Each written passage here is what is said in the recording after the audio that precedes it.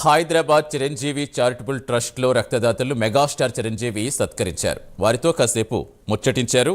Charitable trust విశిష్టత, రక్తదాతల గొప్పదనం వివరించారు.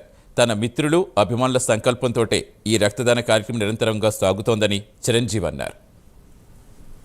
చిన్నటి మిత్రుడు ఇప్పుడు బ్లడ్ బ్యాంక్లో సిఇఓగా ఉన్నాడు. అలాగే మరొక మిత్రుడు శ్రీజోస్ నాయుడు, ఈయన సిఎఫ్ఓగా ఈ బ్లడ్ బ్యాంక్కి తన సేవలు అందిస్తున్నాడు. సార్ మీకు అందరికీ తెలుసు, స్వామి నాయుడు అలుపెరగని సైనికుడిలాగా మనల్ని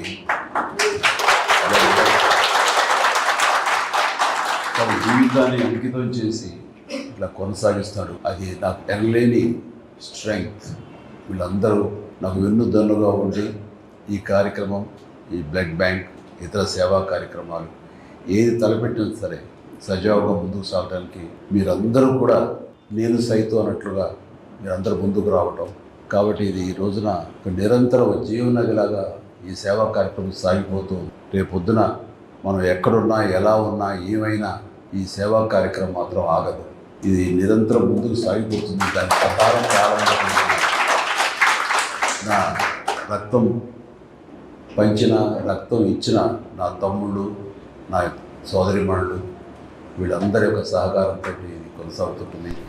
ఇది జీవితంలో నాకు ఎనలేని సంతృప్తి.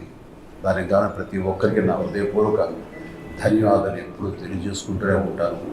ధన్యుడి నా చిన్న